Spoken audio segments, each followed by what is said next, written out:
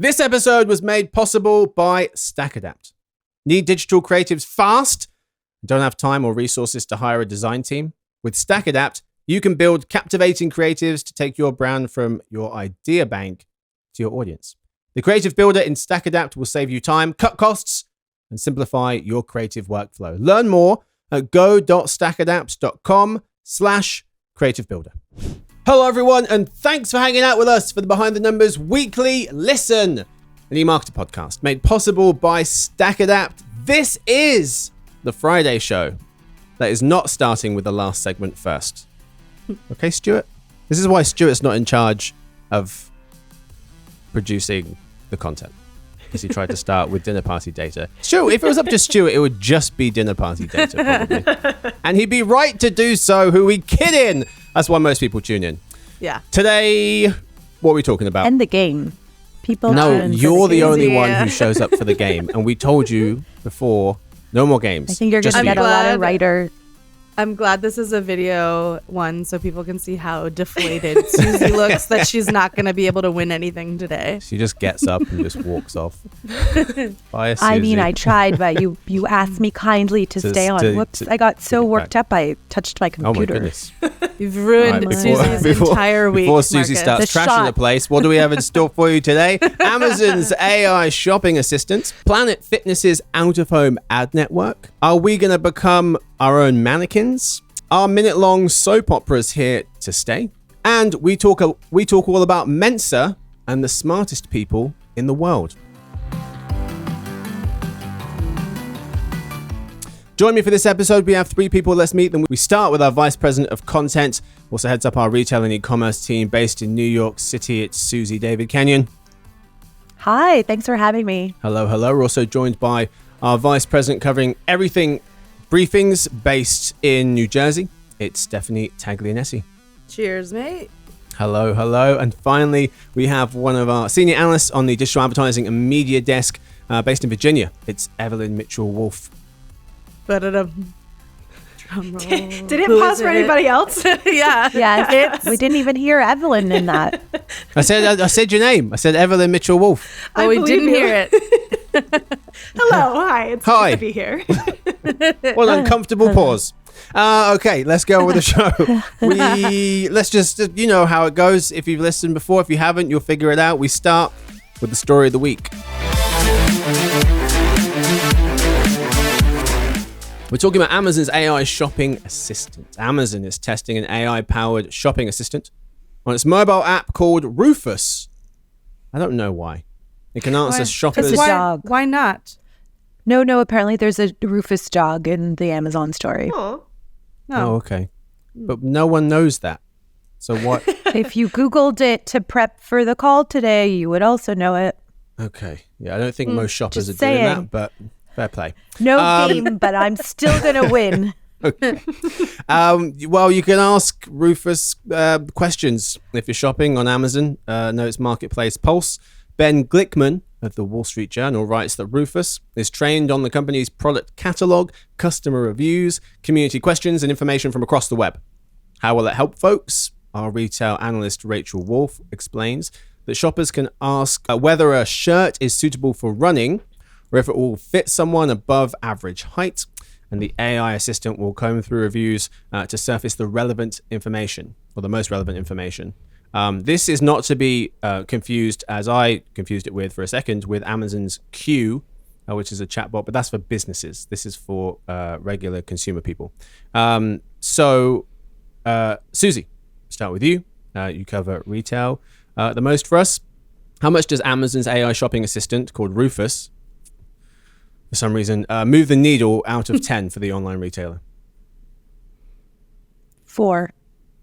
But I you know what it is? It's because I think the way I got the email, I don't know if you guys got the email from Amazon, if you're a Prime member, I don't know how they decided to got an email, but a week ago I got an email announcing how they're using AI, and it was Rufus, and I didn't really pay enough attention to it because the way they described it didn't feel at all interesting for me. And then when we got ready for this, I checked on YouTube and there is a demo of the technology, and it is actually much cooler when you see it than in real life when you describe it in words. and you go into the search button, and the example they use is like, but what's the difference between a coffee filter per cup versus a quick serve coffee? Like, I don't know what it was, a coffee thing. And then it gives you all the answers, and then you could keep asking. So that's the generative part, right? You can keep asking it questions. It knows the subject, it knows what you're talking about, and it answers back intelligently. And so from that perspective, it's very cool, and it could help move the needle in terms of getting a better customer experience. Right now, they're so cluttered on the website. It's just so hard to find what you're looking for. I just don't think they did a great job describing it. And if I don't understand, as someone who reads about retail, if I don't understand the value I'm getting from it, I don't really care. Stuart, the timer. Oh my good. This is why I told you he shouldn't be in charge of producing the show. Thank you, Stuart, who runs the team. Barely runs the team. But so Susie, he was busy listening to my intelligent answer. Yeah, we'll go with that. Points. We'll go with that, Susie. Dumbfounded by your response. Yeah. So it can't compare products though. It only asks this question about a single product at a time.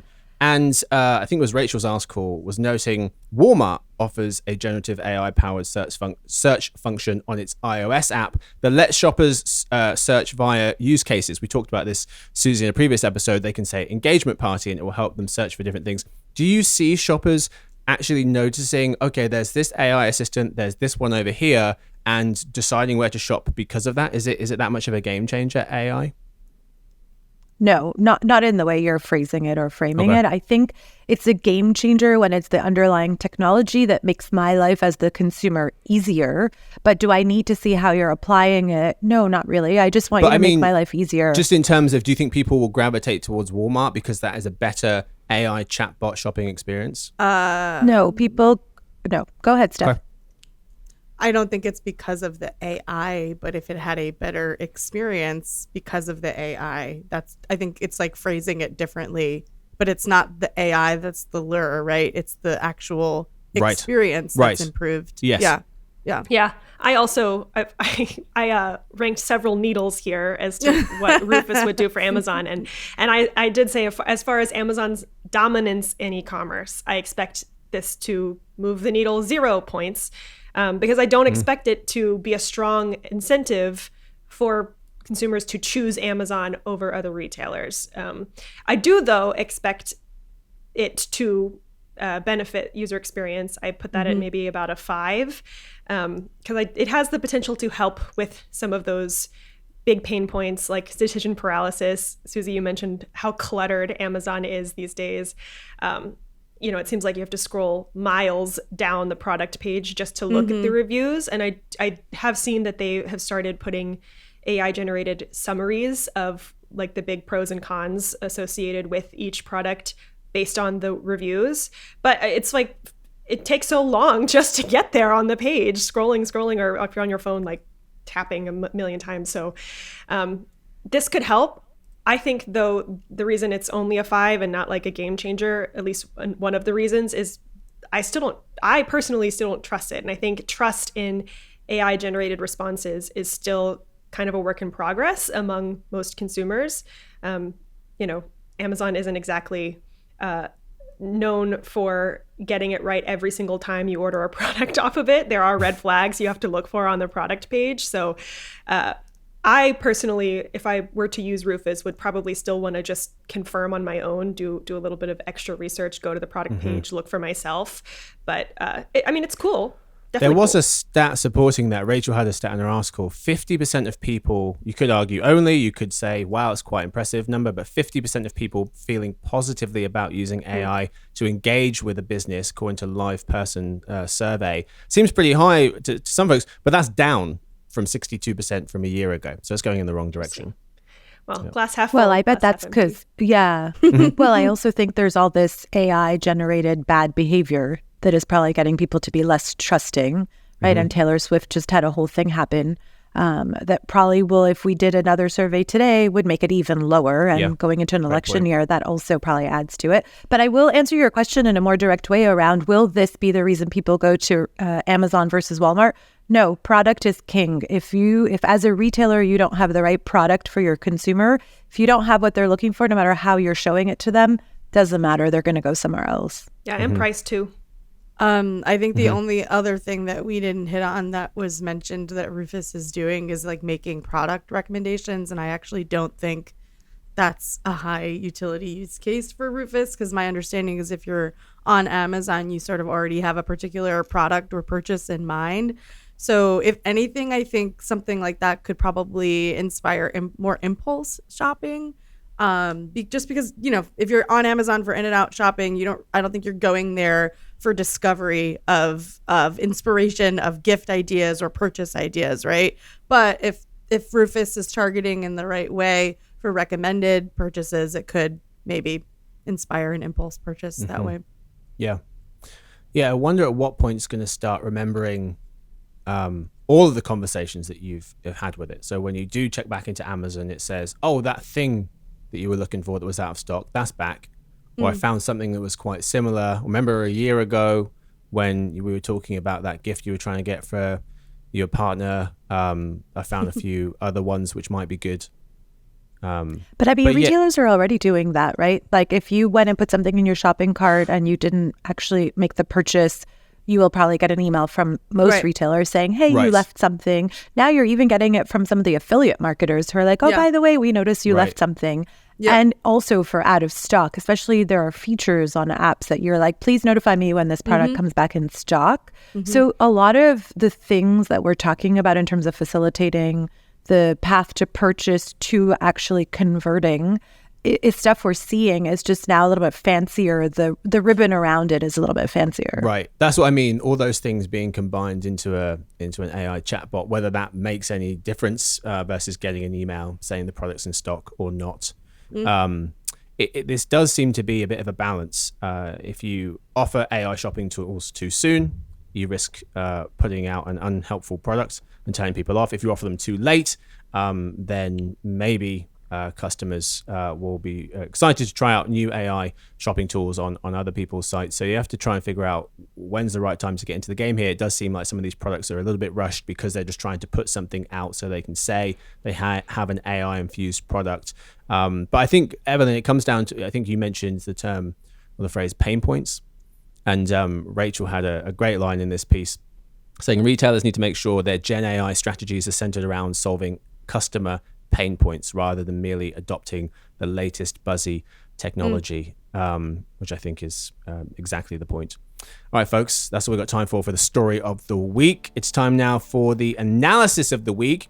Today, brand new segment, Place Your Bets.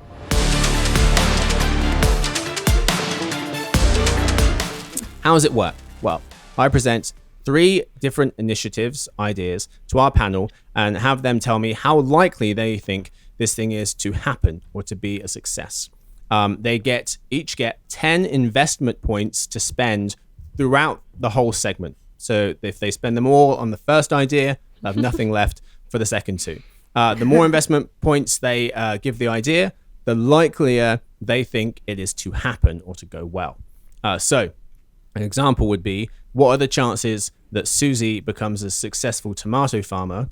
I would spend 0 investment points myself. I'd give her her like 2. shockingly small first crop and her tendency to leave her so-called tomato ranch unsupervised and appallingly neglected for weeks at a time. Still going. Okay. I'm going to show you pictures of the tomato plant. With red tomatoes on it. Tomato farmer is a far cry away from just, like a hobby tomato grower. Plant on a windowsill. Yep. So yeah, no investment points for me from that. But that's an example of how you play. Let's start with idea 1. Hey, Marcus, sorry to interrupt. What's on the timer again? Good God. 9? See what I mean? 9. I think it's 9. Thank you. 9 minutes. Just yeah. making sure. Jeez. Thanks, Joe. Idea number 1. We're talking about Planet Fitness's out-of-home ad network. As our Jeremy Goldman explains, Planet Fitness has launched an out-of-home ad network called PF Media Network that offers brands close-up access to its large captive audience at over 2,500 global locations. The pitch here is that brands can use data to target gym memberships through various in-club screens located in workout zones, locker rooms, and member lounges as well, which ensures prolonged ad exposure. quote in the piece, brands can connect with members through various in-club screens, ensuring prolonged ad exposure. Place your bets, folks, on Planet Fitness's out-of-home ad network being a success. Let's go with Susie. How many points you want to put down here? I put 4. 4 points out the Interesting. gate. Why? Yeah. Interesting. So it's funny we were talking about, I don't know why I only put 4 or is 4 is too many, it sounds like for you guys, but I think there is something about the gym and a captivated audience who's there because they have no choice but to be there. I don't think it's a retail media network choice. sort of thing, No but I choice. do It's not think prison. No choice. one of the things that I think is not reasonable is this idea around the screens, right? There are TV screens in front of all of the cardio. They're playing ABC, NBC, they're playing like sports, ESPN. There's already ads there, right? So then it's the next level of screens that are retail media in-store-esque, which I still don't believe is where we're going to be. It's just so expensive. Every person there is different. But at the office, we were talking about, what if my gym membership came with a Netflix membership and I could watch the show on the screen while I was bicycling, and then it would be like a 2-for-1. And then I would be a captive audience person because they would know my habits from a media perspective, and they would know my habits from an exercising perspective. And maybe they would know my goals depending on how sophisticated the gym membership app is. And all of a sudden, I would really be all in on those ads. But as it stands today, I think it's a really good idea, just not quite fleshed out yet.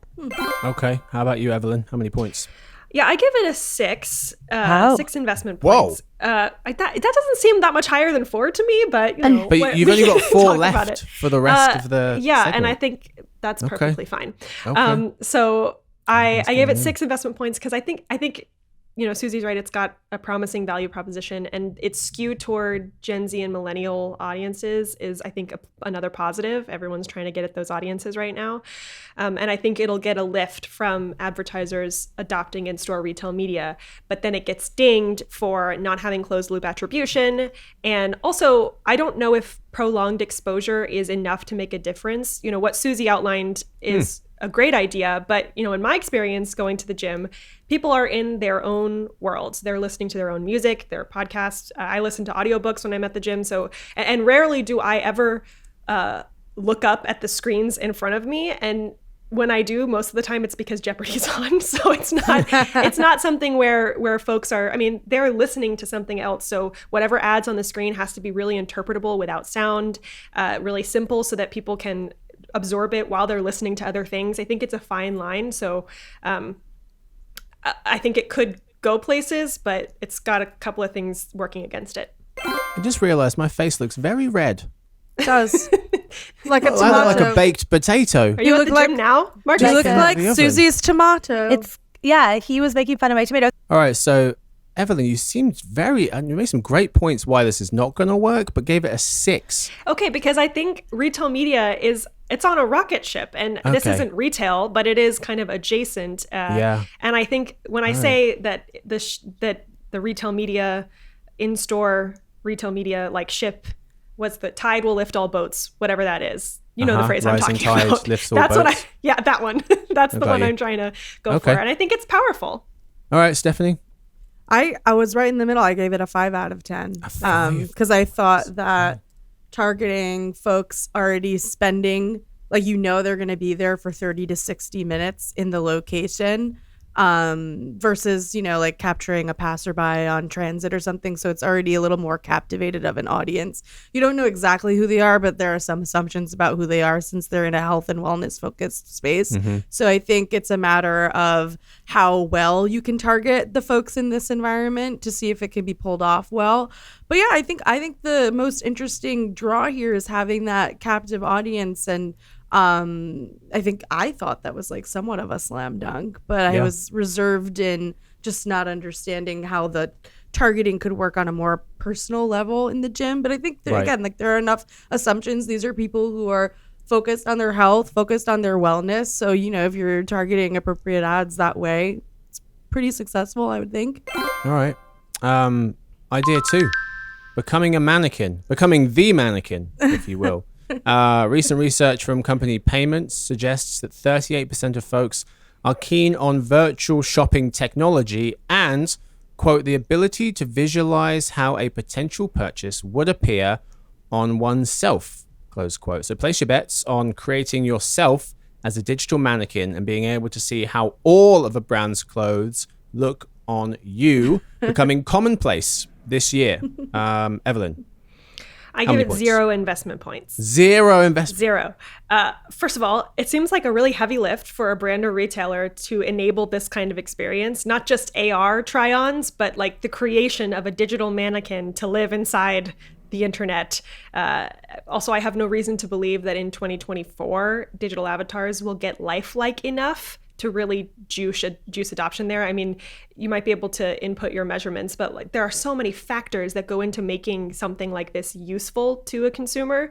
Like one's musculature affects how the clothes fit them, their skin tone affect how the clothes look. So it's like there's just so many variables there. And if you're going to do virtual try-ons, I think AR is the way to go, at least in Speaking 2024. of skin tone, why am I so red still? Jeez. All right, sorry, Stephanie. So I gave this 1 investment point only because I do think it's like a cute novelty that people would have fun trying and using. But I didn't think it would be a game changer on influencing shopping because in terms of swaying a decision for apparel, things like comfort, fit, these are all so important. And an avatar or whatever virtual mannequin is not going to be able to get you to understand those factors. But perhaps for things like accessories, it could make a little more sense. But again, like, don't think it's going to be hugely influential on shopping, but rather people curious enough to try it because it's a cool, flashy, little fun thing. Susie, can I get you to part with more than 1 investment point for the self-mannequin idea? You can, but I didn't give it that many more points because I don't think it's a 2024 thing. Yeah. I do think if you are a smart investor, not that I was because I only gave it 2, but you're trying to get ahead of it, right? Put the money in when the technology is not quite there yet so that when it does get there, you can make a lot of money. You're one of the early investors. What I loved about the article is how the writer was leading us into, it's really not that hard to believe that people can do many things at once. What I'm not clear about, which is a little bit similar to what Evelyn and Steph were saying, is this for online shopping? Because like the way you guys were talking about it, it was like you're at home and you're using this mannequin avatar. But I was kind of thinking about it, you're in a store and there are smart mirrors and this is the next iteration where you have an app and it knows everything about you. And then all of a sudden, you don't need to try on the 37 different things. You like just try them on with your phone while in the store. You touch what you're looking at and then you move on with your life. Interesting. Yeah, maybe both. But yeah, you could think about it either way, I guess. Okay, so Susie is going to be the primary investor on that one. 2 points. Evelyn, primary investor on the Out of Home Ad Network for Planet Fitness with 6. Let's see what points we've got left. Oh, it was a similar number. Let's go to idea 3. Minute-long soap operas are here.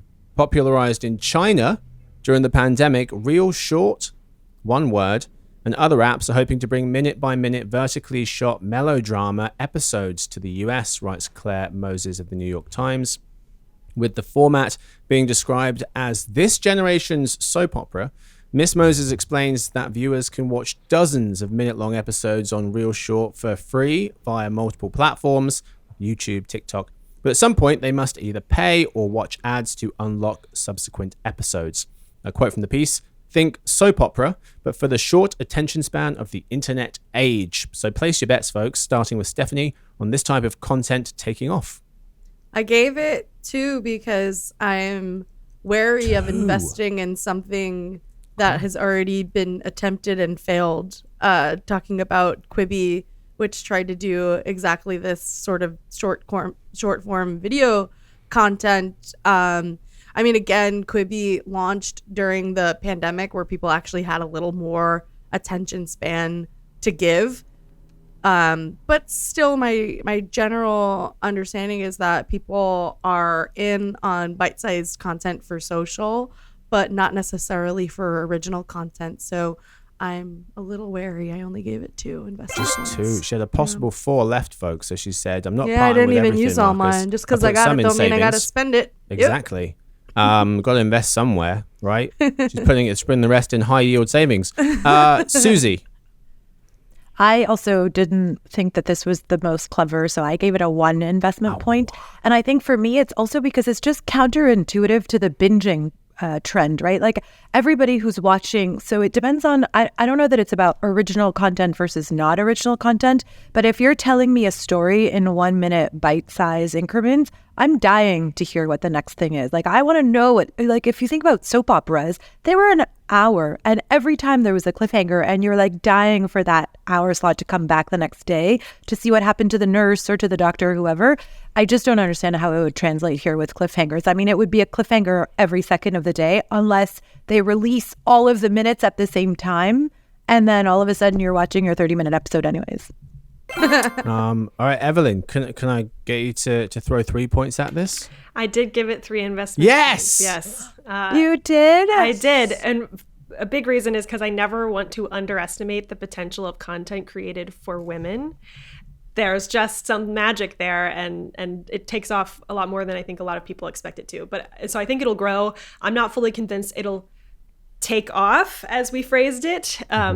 The biggest thing holding me back from investing more is the monetization strategy, because hooking the audience with a few ungated episodes and then converting them through a separate app to continue watching, it's not a non-starter per se, but I think breakthrough success of short form content hinges on reaching people where they already are. And anytime there is a unique app involved, I become skeptical, because I think plenty of people will download the app to finish watching, one series, but I can't imagine a critical mass of people permanently swapping out their time on TikTok for something like Real Short, which means Real Short will remain dependent on TikTok. So it's iffy, but I think it has value. I mean, people still watch Hallmark movies and stuff. Like this kind of content can thrive, I think, anywhere people consume content. Wait, was that directed at me? No, it was not. It was All I watch is Hallmark. Yeah? Well played. It's literally did you all see I the watch. Biltmore one? Wait, which one is that one? I watched last night. Oh, no, not last night. Saturday night had a whole new Hallmark movie. Oh. We can talk about it later. Very good. Yeah.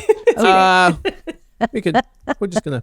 It's been downloaded 4 million times in January, according to Sensor Tower, but it did rank somewhere in the top 15 most popular entertainment apps in both app stores on most days. And last year it had 7 million US downloads, 24 million worldwide.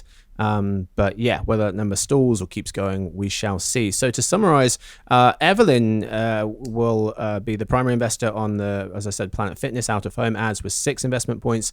Susie takes the self mannequin idea with just the 2, only 2 needed to win that one. And then Evelyn, the primary investor on minute long soaps as well with 3 points. So Evelyn spent 9. She was able to secure 2 of the ideas. Stephanie not swayed today. I'm just, being practical with my investment dollars or points, I feel like you just turned it into a game where she won 2 of the investments. She did win. And Congrats if I had Evelyn. known this is what it Susie, was, I would so have spent close. all my money. Second place. Which I no would one have remembers spent second. all my money had I realized this was turning into a game. You did your authentic spending and it wasn't as good as mine. So Yep. Didn't pay off. All right. Well played, folks. We move now to the final segment of the day. It's dinner party data. This is the part of the show where we tell you about the most interesting thing we've learned this week. And we'll start with Evelyn. Okay, so I have some data on... Because she won. Thanks. I have some data So on... rude. On It's not Americans. a game. Let me get my data out, please. Yes, I have Susie. some data on Americans' book collections. So there is a correlation between how many people, or whether people own 100 or more physical books, and then their education level, which I thought was interesting. And then, of course, it also grows by age, because I guess as you grow older, you just collect more books. That has been true for me. Also, the fewer books that Americans have, the more likely they are to organize them by book size. And then the more books that you own, you're more likely to organize them by genre or subject. Alarmingly to me, also the second most popular response for how Americans organize their books was they don't. which it's just that chaos strikes fear in my very core. Yeah. Chaos. I have these bookshelves, these Those like floating spineless ones, bookshelves. yeah. Yeah, and my brother's kids, when they were younger, came and they took them all down and did it by color. And I was like, guys, That's another thing. that's cool, but it's also weird. Like, how am I yeah. going to know where to find the books I need? The younger you are, the more likely you are to sort them by color, which I thought was interesting. Well, Hard to there you find, go. though. Sample How do you size find of stuff? 2. I always No, wanted the to have. sample size was Oh larger. no, I meant of according my to YouGov. nieces. Oh. My nieces tag team and did it by color. Oh, gotcha. They were under 10 though, so I always wanted to have a library with one of those sliding ladders. I My don't know in-laws why. do. They do, They do. It's really cool. but Very do they cool. like run and jump on it and glide? They to the don't. right It's book? not. It's not big enough to do that. Okay. But it's still. I mean, it's still cool, and the shelves are really high, so they do need the ladder to reach the books. I'd try anyway. Very nice. Let's go, Stephanie. So my chorus is singing this song called Might As Well, which is like this really quirky song about how much time you spend in your life doing various things like eating or waiting in line. So I was curious how much time people spend doing stuff generally. And so I found some stats based off of life expectancies in the UK, where Marcus is from. So everything I'm about to tell you is based off of how long you live when you're in the UK, which is roughly 79.5 years or around 950 months and a bit under 700,000 hours. So the average person spends 5 years waiting in lines or queues. Wow. About In a third England, of their that life. checks out. Yeah. About a third of their life sleeping, 318 months taken up of your life laying in bed. If a person started working at the age of 19 after their education and kept working until around the age of 65, doing a standard 8-hour per day job, excluding weekends and holidays, that'd be about 128 of the 954 months of life spent working. On average, about 20 minutes a day is spent on the toilet. So over the course of 80 years, that sums up to about 13 months and 1 week. Whoa. wow. These are bleak. Jesus. Oh, and here's another one I liked. Good. People spend around There's more. 1 year of their life looking for lost possessions, but then I imagine that some folks who are married may double that time looking also for their partner's possessions when they swear they've looked everywhere. Or the stuff they've moved. Yes. That's awesome. Very good. Very good. Susie. Next week is Valentine's Day, and it's a big gift-giving occasion. So I just wanted to give you some fun facts. Last year, 136 million Americans participated in Valentine's Day, and that was about $26 billion worth. NRF thinks it'll be about $26 billion worth of sales again this year. And people spend about $190 on Valentine's Day, which is kind of a lot. if you think about 190? it. That's a lot of money. Yeah, across sounds like a all of lot. the gifts. Yeah, Yeah. across I mean, all the gifts. I guess if jewelry. you like, I was gonna say gifts No, and go like ahead. a nice meal out would. Oh, if Oh, you're buy count- you all like- of it if, counts. if dining Cards, counts, that flowers. makes sense. Yeah. Yeah. Okay. Okay. I'll get you like as 2 a, roses. as a gift, as an expression. All there were some stats on that as well, but I decided to steer clear of those. Jewelry, highest volume Yeah. category, but candy most bought, and people Right. also buy themselves candy.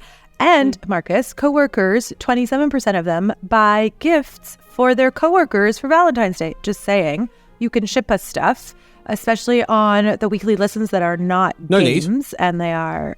Yeah, Yes, Marcus, just 27 buy candy on the 15th. It's way cheaper. This is a Send it to podcast, us. people. What kind of money do you think we have? 27% of coworker people spend money on buying a gift. It could be anything like a card, a candy for their coworkers, pets, friends, teachers, and classmates, which is kind of cute if you think about when you were a kid and you had to, Yes. not had to, you loved making those little cards for everyone. Yes. And the most popular candy, are you ready for this? Is the conversation hearts. Those are really nasty, And, but they're fun. And the heart-shaped boxes of chocolates. My favorite 2 last pieces are the most popular candy purchased in Alabama is In Alabama. The candy necklace. That's very specific. Kind of so random. It's a classic. And- Very for Valentine's Day. It's random. Yep. Oh, it is a top 10, but somehow it's a Valentine. I don't know. It is a very interesting thing to purchase for someone else, a candy that's a necklace. Yeah, it instantly breaks There's a up with you. whole thing around pop culture, and the Sweetheart Candy Group made Situationship. Did you guys hear about this? They made Situationship heart-shaped candies Oh my gosh. for Oh all my of God. those. Yeah, for all of those What are we doing? unknown sort Why of are we? activities. Why are we promoting situationships? We are not, but TikTok has a great commercial, so I am sending everybody to TikTok to listen to the Sweetheart Situationship candy. It's very cute. Susie, does candy necklace sit in between at the intersection of jewelry and candy purchases? Oh, You're totally yes. That is a good one. I will do some research for next year's Please don't. weekly listen bother. Valentine's Day edition. We'll cut out. All right, folks, I got one for you real quick. It's not that quick, actually, but I'll get through it as fast as I can. So, Mensa and the smartest people in the world. So, Jenny Kumar and Jonathan Morris just reported that a 12-year-old boy has scored a maximum the maximum you can score in an IQ test. Rory Bidwell from England joined the ranks of Mensa after he aced the Cattell 3B test with 162, the top score for kids. The maximum for adults is 161. Albert Einstein was believed to be a 160. The average adult is about a 100. Anything above 140 is considered to be genius. So I started thinking about Mensa, this group he got into. So Yuri's 162 qualifies him for Mensa. Rory. not I know. Yuri. I was like, Yuri. Yuri like probably our does Yuri, have yeah. he probably does have an IQ of 162, but Rory qualifies for Mensa with 162. It's the largest and oldest high IQ society in the world. It was founded by Roland Beryl, Dr. Lance Ware in 1946 in Oxford. Headquartered in England in a really small town right in the middle of the country in Caythorpe. Mensa means table in Latin. The organization was so named because Mensa is a roundtable society where ethnicity, national origin, age, politics, educational, social backgrounds are completely irrelevant. There are different types of IQ tests to get into Mensa. You need a minimum score of 132 on the Stanford Binet, 148 on the Cattell, and 130 on the Wechsler test. Put another way, you have to be in the top 2% of smart people to get in.